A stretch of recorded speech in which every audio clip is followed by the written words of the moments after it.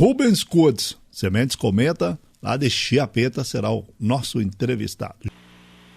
E o trigo? E o trigo? O trigo, fazendo uma análise histórica, né? Um problema do trigo do Rio Grande do Sul sempre foi o mesmo problema da soja atual: excesso de oferta e distâncias de logística a vencer, né? No meu ponto de vista, e alguns analistas usam essa lógica, o preço do trigo no Rio Grande do Sul se define em Santos, se define no Porto de Santos, né? Nós temos um excedente de trigo. A lógica, em primeiro estágio, é que esse trigo vai para a região metropolitana de São Paulo, e a região metropolitana de São Paulo é abastecida pelo Porto de Santos. Então, se o trigo da Argentina sai de Bahia Blanca e vai a Santos com 15 ou 20 dólares por tonelada de frete, e o nosso frete custa 4 vezes mais, 3 ou 4 vezes mais, nós vamos penar com esse frete e com essa diferença de logística.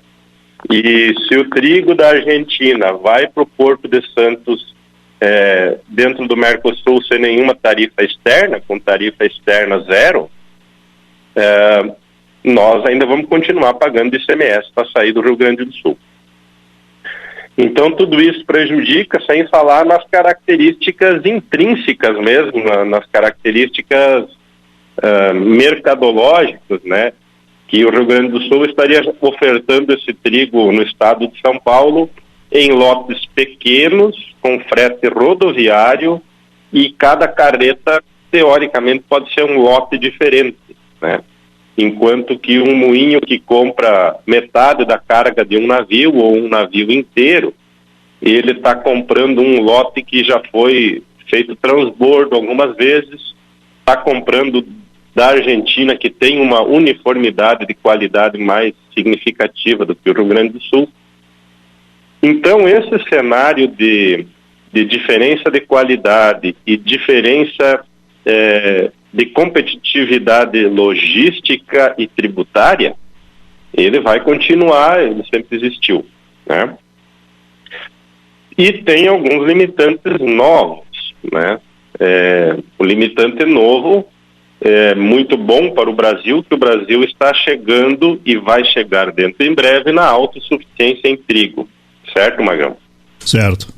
Deve ter ouvido isso dos colegas da Embrapa algumas vezes. Então, nós conseguimos, a agricultura brasileira conseguiu, na safra passada, bater aí quase nos 10 milhões de toneladas de trigo, e esse número de 10 milhões vem vindo logo aí, e nós começamos a produzir 80% da demanda brasileira, e provavelmente dentro de 5 anos teremos excedente dentro do Brasil como um todo, coisa nunca vista na história do Brasil. Aí, fala, Magal. Eu ia dizer, mas isso se atribui muito a esse trabalho que vocês fazem, juntamente com a Embrapa, de fazer com que o agricultor entenda que no inverno também dá para se ganhar dinheiro. Também dá para se ganhar dinheiro, mas a chave que está vindo aí, segundo a interpretação da Embrapa, várias vezes colocando isso, à medida que o trigo vai subindo no Brasil, para Minas Gerais, para Goiás, para Mato Grosso, para produção de grão, vamos chegando à autossuficiência e logo vamos nos tornar exportador de grãos. Aí o preço de referência do Brasil, que come mais trigo, né?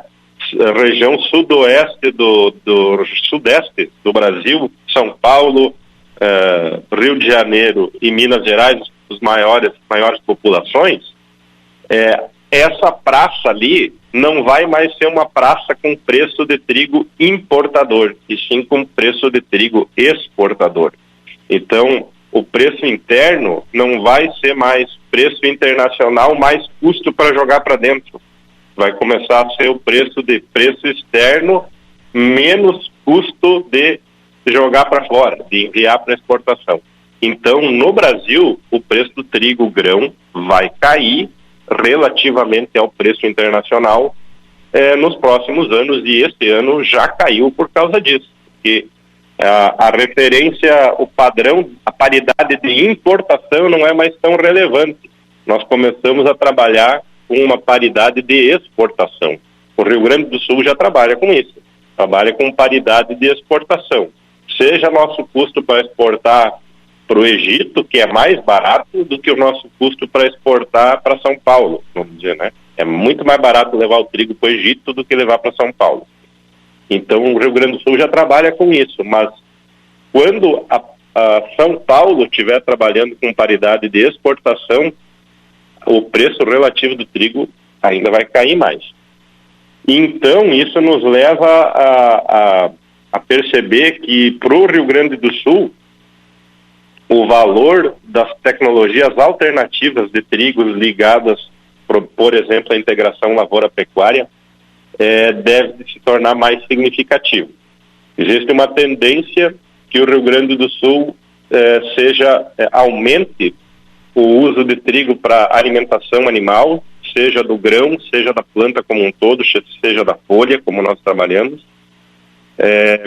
O Rio Grande do Sul deverá aumentar essa proporção de trigo na alimentação animal.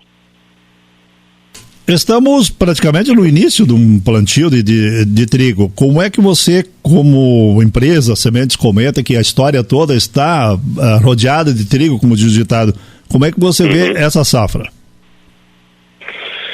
Realmente... E tem mais uma pergunta no meio de tudo isso. A informação é que deveremos ter uma quantidade de chuva maior do que normalmente tivemos nos últimos 2-3 anos. Verdade. Nós deveremos ter uma safra de trigo climaticamente pior do que as últimas, né? Climaticamente mais complicado. Alguns produtores vão pensar e vão dizer, tivemos muitos problemas de fazer aplicação de nitrogênio em trigo por eventuais janelas de estiagem na fase crítica de adubação de nitrogênio, que é aí entre os 20 dias após a semeadura até os 40 dias após a semeadura. Nos últimos 3 anos tivemos janelas bastante restritas para isso. Acho que o agricultor já aprendeu ou já está um pouquinho mais ligado em se preparar e aproveitar a primeira oportunidade boa para fazer essa adubação e não ficar esperando a oportunidade ideal, né? Muitas vezes a gente perde a oportunidade boa porque está buscando a oportunidade ideal, daí ela não chega e passou a boa, né? Então, alguns produtores acham que os anos passados foram ruins, né? Eu via isso em soja aqui na nossa região, gente reclamando de anos que colheu 60 sacos, né? E aí depois pega 2 anos seguidos colhendo 5 ou 20. Então acho que temos que aproveitar as oportunidades boas na comercialização. Nós agricultores costumamos errar bastante com isso. Mas os percalços climáticos do trigo que se prevêem para essa safra realmente são os de excesso de chuva, de excesso de problema com doenças. Nesse sentido, acho que o agricultor já foi bem catequizado de que deve se precaver contra as epidemias de doenças e de fungos. Cabe nós vermos se as epidemias de bacteriose e de virose poderão ser contornadas, né? E muito ligado aos excessos de chuva também. Novidades, variedades novas, como é que está? Olha, nesse sentido é importante o produtor, aquele que ainda não escolheu sua variedade de trigo, preste bem atenção nesse quesito. Preste muita atenção na questão de giberela também, né? Doenças de espiga, porque a legislação de toxinas no grão de trigo está apertando bastante e a grande maioria das cultivares que estão no mercado são relativamente problemáticas, né? Tem algumas cultivares especialmente que são bastante problemáticas. E as informações, infelizmente, não estão aí na boca do povo para saber, não estão tão acessíveis para saber quais as cultivares que têm um perfil de resistência à giberela mais significativo. E é um problema que eu acredito que possivelmente, se o clima for esse que estão falando aí, talvez daqui um ano o limitante de comercialização de trigo, ou ali já no mês de dezembro, seja o famoso DOM, né? Os caras falam em DOM, que é o índice de toxinas no grão de trigo. Bom, e agora vamos falar sobre os 20 anos da história de vocês, né? Sim, pode seguir. Desculpa eu estar falando dos limitantes, né, certo. Magrão? Tu já deve estar dizendo, pô, esse cara está muito pessimista. Não, estou falando dos possíveis obstáculos que nós vamos passar e que nós temos que nos preparar. É claro que existem grandes oportunidades de se colher muito mais trigo, né? Existem muitas cultivares de trigo para colher 100 sacos de trigo por hectare. E existem oportunidades de comprar insumos a custos agora muito melhores do que há um ano atrás, né? Às vezes até a gente se sente meio explorado e se sente, por causa dessa grande mudança de custos, por exemplo, de nitrogênio, de ureia, que está muito mais barato do que ano passado, e de herbicidas, né? Tem herbicida que está... um terço, um quarto do preço do que ano passado, e a gente se sente assim, poxa, por que nós tivemos que pagar tão caro por isso no ano passado? São detalhes bem importantes, mas não é questão de ser pessimista, é questão de ser realista, né? Porque eu sei que você tem essas informações, todas elas em mão, até porque o segmento das sementes Cometa está praticamente uma vida toda voltada ao trigo. Sim. Então, você falou de 20 anos, algumas pessoas confundiram nós fizemos um evento, na verdade ainda para promover alguma coisa de vendas de sementes de trigo do propósito, especialmente o BRS Pastoreio, que se mostra uma ótima alternativa para a produção de silagem, também o Triticale na Embrapa BRS Saturno, ótima alternativa para a produção de silagem para a produção de leite, produção de silagem no inverno, e também falamos sobre a utilização de leguminosas e sistemas integrados com produção com trevo leguminosa no sistema de forrageiras. E quando a gente noticiou e convidou os produtores da região de Juí para esse evento, alguns entenderam como 20 anos de Sementes Cometa. Não, Sementes Cometa tem mais de 40 anos. Sementes Cometa é desde 78 que meu pai e meu tio trabalham e desenvolveram essa tecnologia, essa atividade, né? E esses 20 anos que nós nos referimos são 20 anos de experiência com trigo duplo propósito da Embrapa. Certo. Então, foi no ano de 2003 que nós plantamos a primeira lavoura do trigo BRS Figueira, e aí, a partir de 2004, então, com a produção de semente aqui, realmente, né, compramos em 2003 a semente da Embrapa, produzimos a primeira multiplicação e em 2004 colocamos em campo de prova com animais, em manejo do propósito mesmo. E aí os resultados foram surpreendentemente positivos, né? Como foi, acredito que com todos os produtores que adotaram a tecnologia de trigo do propósito, se surpreenderam com a performance animal, né? Especialmente vacas produzindo 2, 3, 4, 5 litros por dia a mais do que produziam com as outras forrageiras. As áreas produzindo 1.500 litros de leite por hectare a mais do que com as aveias. Então, foram anos de surpresas agradáveis e de clientes satisfeitos. Esses números que você cita aí são sempre muito importantes, porque a nossa região aqui, principalmente, ela é basicamente produtor de leite em pequena propriedade e a pasto. E às vezes ainda a gente encontra alguma dificuldade de fazer o produtor entender que o trigo duplo propósito pode ser melhor que outras cultivares. Os trigos sempre vão gerar melhor performance do animal, né? Por causa das características de digestibilidade, do maior teor de carboidratos solúveis, né? menos fibras e mais carboidratos solúveis na folha. E claro que isso depende muito de que manejo de pastejo, de que facilidade, nível de oferta de forragem que tem, que facilite o animal a capturar essa forragem com agilidade e conforto, né? Conforto, às vezes eu vejo sim alguns produtores fazendo um erro, né, que é misturar, por exemplo, aveia com trigo do propósito na formação de uma pastagem.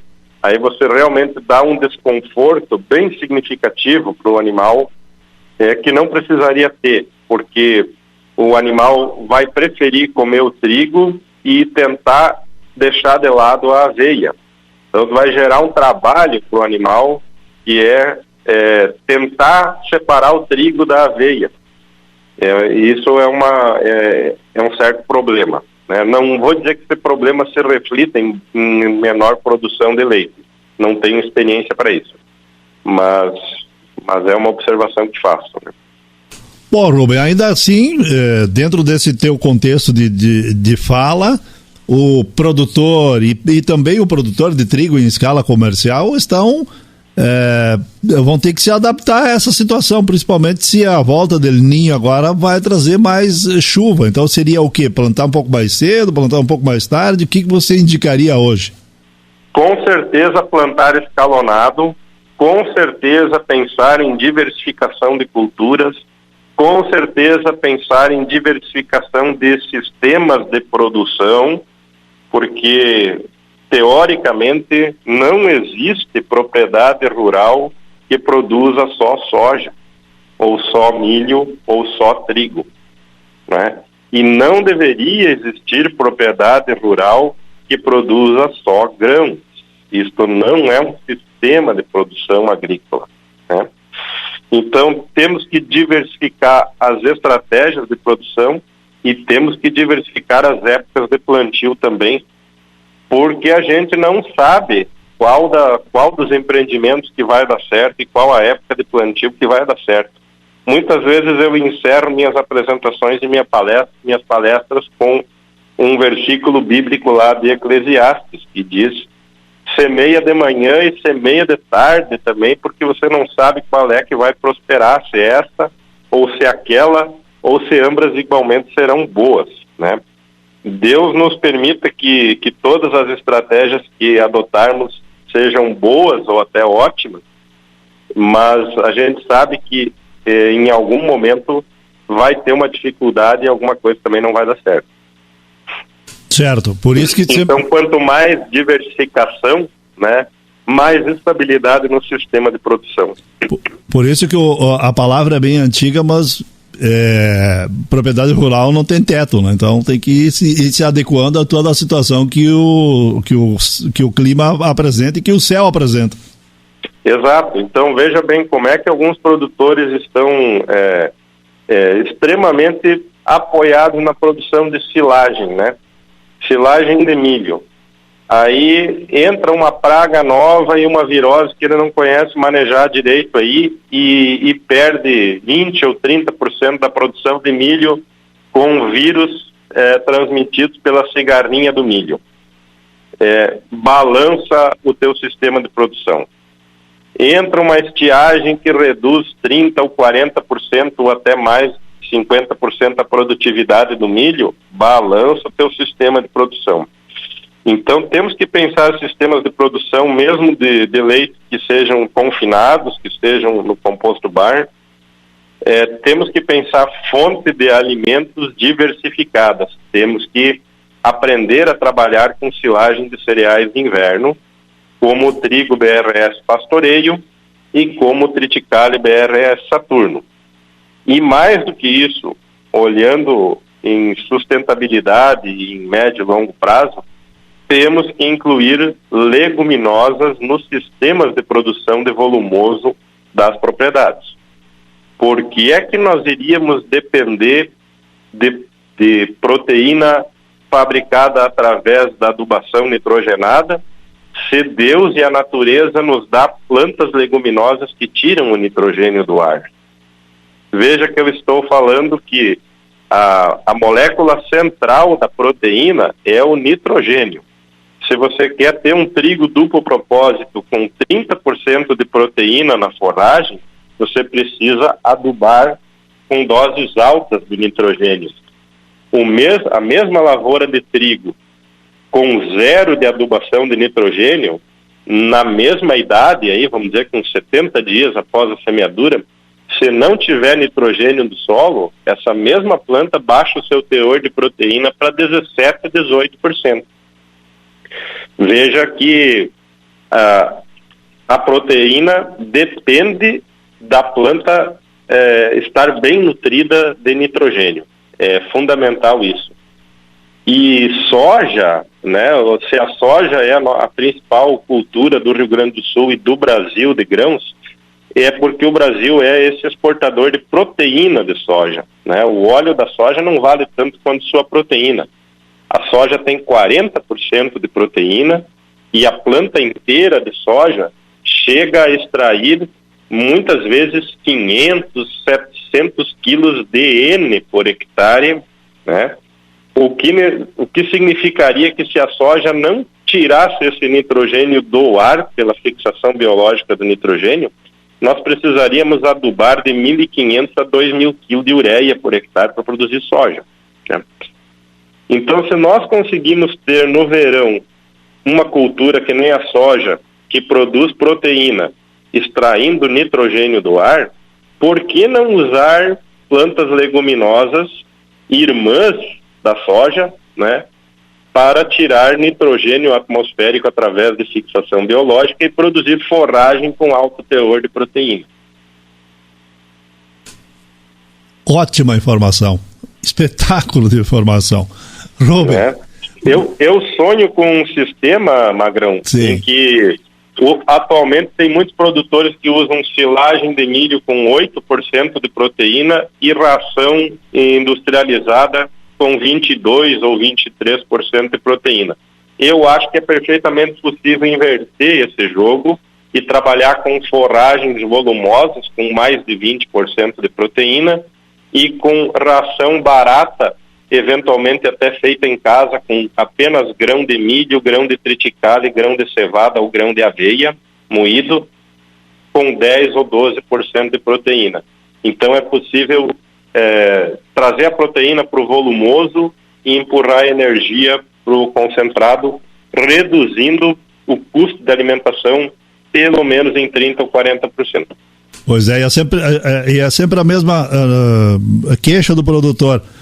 Custo de produção está muito alto e preço do leite está muito baixo. Não é o preço do leite que está muito baixo, esse custo de produção pode ser reduzido dessa forma com muita facilidade.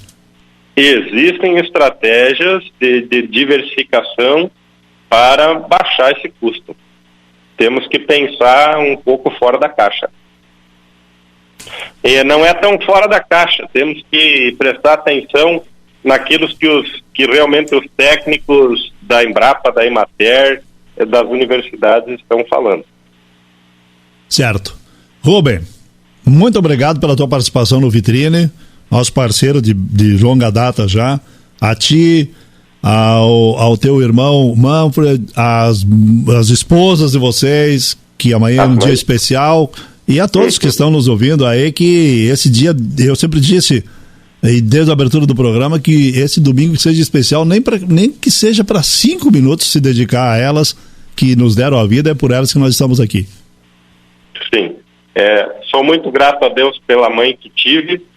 Se hoje eu estou aqui falando contigo e de uma certa forma me desenvolvi numa pessoa que se comunica um pouco em público também, certo, é por causa da personalidade da minha mãe. Minha mãe realmente transmitiu essa habilidade para nós e principalmente os valores de fé cristã que ela tinha.